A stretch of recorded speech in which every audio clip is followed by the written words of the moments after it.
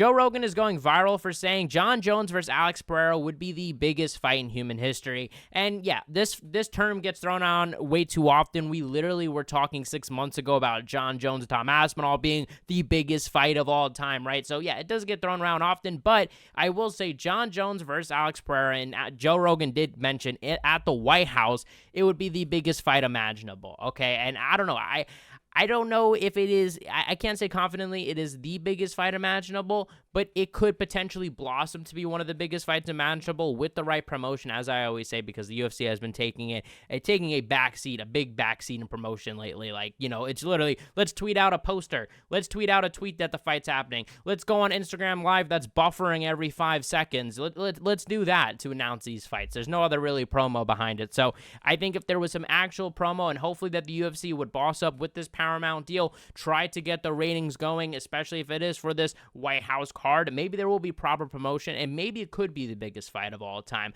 Alex Pereira has been on an insane run, of course, you know, winning his light heavyweight belt again. Jon Jones has had a legendary career, being undefeated, winning against so many guys. I think this fight would make sense. Kind of Alex Pereira is the man right now. Jon Jones is the man of all time. That's kind of how I feel about this fight. Alex Pereira, I mean, I don't even know if this fight will happen because there is, of course, a big hurdle. They're a weight class apart, and Alex Pereira does want to move up to heavyweight. He has talked about for a while potentially wanting to move up to heavyweight, saying that he can't make 205 anymore. And if you were to fight, you know, the champion, it wouldn't be Jon Jones, of course. It would be Tom Aspinall. So how does he fight Jon Jones from here unless he's not fighting for the belt? Alex even said recently, I saw that he's not really interested in fighting Tom right now. He's interested in fighting Jon Jones. But like I said, if he can't make 205, he's going to have to fight Tom unless they just do the Jon Jones fight, which is still a big if. It seems like the UFC want Alex Pereira to be the light heavyweight champion. And as I've said before, I think this is because the UFC don't like these guys going up and down weight class. They like establishing a star in one weight class so they can keep headlining pay-per-views as champion. They want Alex Pereira to be around to headline multiple pay-per-views next year so they can keep the ball rolling, so they have a big star. They don't want to have to make Yuri versus Olberg and maybe Olberg win and there isn't as popular as a champion. That's just what the case is, and the UFC is now structured like this as a machine. I hate to say it, but it just is what it is. We talked about this on stream numerous times at this point, but honestly, like, the UFC treats the business like a machine, pumping out as much fights as possible, so they don't want to make these massive fights, because these massive fights will make it so Pereira can't headline these pay-per-views. He can't be a light heavyweight champion, and now he could possibly lose against Jon Jones, and now Pereira's lost, Jon Jones retired, and you have no star. So this isn't good for UFC business, to be honest. So I don't know if they're going to do it. However, the big thing here is this isn't anybody. This is Alex Pereira, and Alex Pereira has done so much for the UFC. I feel like, how could the UFC possibly, with a straight face, tell this guy no? Because Alex Pereira has done everything and beyond that the UFC has asked him to do. Remember, guys, he's the guy that filled in like 3 weeks before UFC 303, filled in to fight Yuri Prochazka in a rematch, was literally like touring in Australia, doing different training seminars, was pretty much on vacation, right? Like, he was also injured, we found out afterwards, had all these things filled in on short notice. Even UFC 300 accepted the fight, I believe, like a month before the event. And even at UFC, I don't remember what event, the one with Khalil Roundtree, took that one on pretty short notice as well against an unknown contender. Has done so many favors for the UFC. Tons of favors. And if the UFC actually go to him and say, yeah, hey, look, we know you did all this, but we don't care. Basically, that's what they would be saying. We don't care that you did all this. We're going to do it our way, and you stay the light heavyweight champ. We're not giving you the big Jon Jones fight, because we know as fans, publicly, from Jon Jones' Twitter and everything else, Jon Jones wants to fight Alex.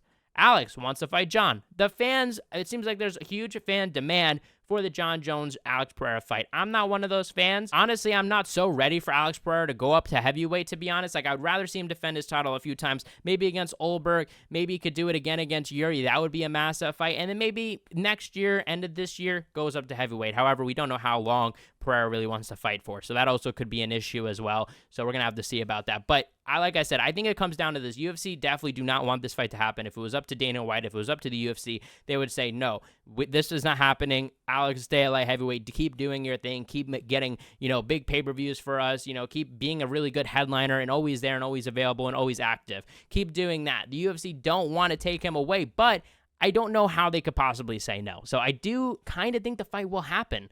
I think the fight is going to happen. However, I would not be surprised if the UFC maybe try to deter Alex Pereira and say, okay, well, you're going to have to fight Aspinall first. You're going to have to fight Aspinall first. And I don't know, maybe they do it because they're like, hey, look, because of the Aspinall-Jones situation, we can't exactly like have you skip over Aspinall. So you two fight. And if you beat Aspinall, then maybe you could beat Jon, and hopefully, the UFC probably hopes that will deter Alex Pereira and say, nah, I don't want to fight. But I don't know, guys. I know Alex Pereira, like, from just seeing how he is, I don't think he's going to decline Tom Aspinall. He isn't the type of guy to be afraid. Like, this guy, he will fight anybody. He will fight whenever. If you're willing to fight 3 weeks before a fight, when you're in a different country, when you're injured against a killer like Yuri, you're willing to fight anybody. You're willing to fight anybody at this point. It doesn't matter if you're Jon Jones or Tom Aspinall, and that's different. Like I said, I've said plenty of times, do not want to see him against Tom Aspinall. I love Alex. I love Tom. Don't want to see that fight. I think Tom handles him, because of just the size. Tom is, he's a grappler. I think he's going to, take him down. And I don't know, though. At the same time, I would really be curious to see what Alex Pereira as a full-size heavyweight would look like if he fully grows into his frame. But and that's why I think, and we're going to circle back to the Jon Jones matchup, because like I said, I don't think he would beat Tom Aspinall. I'm pretty confident in that. However, the Jon Jones fight is interesting, and I do want to talk about that before we end the video. I want to talk about potentially, who would win this matchup, how I see the matchup playing out, because Jon Jones, obviously, I think everybody would say, like, his game plan should be the grappling. Like, we don't expect him to try to box Alex Pereira. We don't expect him to try to, out kickbox him. That's where Pereira will probably knock out Jon Jones. And Jon Jones' weakness, I have said, is the boxing. However, I do have to give credit where credit is due.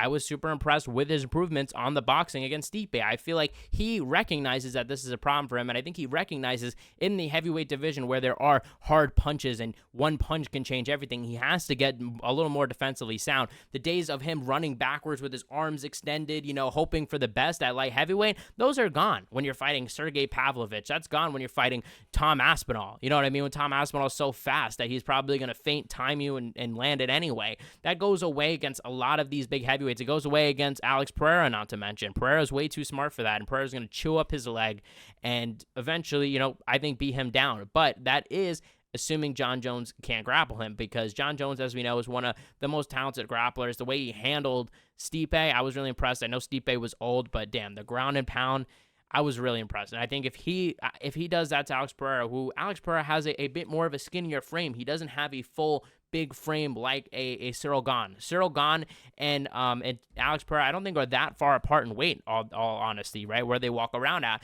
But Cyril Gane just has a fullness to him. He's just a little more thick. I don't know. I can't explain it. Pause. I don't want to be, I don't want to analyze Cyril Gane's body here.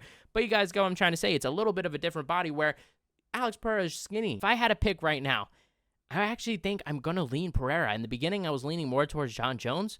But I'm going to lean towards Pereira right now, because Jon Jones, I don't like where, the fact he's retired. So I worry about Jon's state of mind going into this fight, if he could actually handle a training camp, if he could actually, and let alone if he can handle a training camp, guys. Let's not forget, Pereira is talented. Pereira is going to add the pressure on Jon Jones like he did to Magomed. He's going to, pressure and put him up against the cage. I think he realizes Jon Jones up against the cage. Jon Jones, when he's going backwards, that's a big weakness of his. And if he does the same thing that he did on Goliath, he is going to knock out Jon Jones. He is. And Jon has a good chin, so I'm curious to see how many punches he's going to take. And luckily for Jon, Alex, he is coming from light heavyweight, so he isn't a full heavyweight. And this is the best time to do it. If Alex Pereira's next fight is going to be Jon Jones, though, he has a lot of time to build up. That is a lot of time to properly build on the weight, which would be good for Pereira. I would actually like to see that. If he's going to go up to heavyweight, I think, you know what? Why not have him fight a heavyweight next year? Fuck it. I want him to stay light heavyweight, but you know what? Give him some time. I'm interested in that. If you give Alex Pereira some time, give him next summer, give him fall of next year, give him some time to add the weight, I'm interested in that. I'd be interested in even him against Aspinall. If he does that against Aspinall, I don't know if it's that easy. But if he goes, in a few months against Aspinall, I'd be a little worried, because I don't know if he's properly adding on that weight, you know what I mean? And I would have a lot of concerns about cardio, concerns about if he's 100%. And Aspinall, I've said this numerous times, I think he's different. I think he's a monster. I think he's going to destroy a lot of heavyweights, guys. But let me know what you guys think in the comment section below. Is this the biggest fight of all time? I don't know. I don't know if it's the biggest fight of all time, to be honest. But, hey, maybe not of all time, but it's pretty big fight. fight. So I don't think Joe Rogan was totally ridiculous for this, guys. Let me know what you guys think in the comment section below. You guys are the best fan-based MMA. Check out my last video where I kind of did a little bit of a new series recapping Hamza Chimaev and Nate Diaz, that whole weird 24 hours. You guys are the best fan base in MMA. Hit the subscribe button, like, comment, and share, and I'll see you guys in the next one.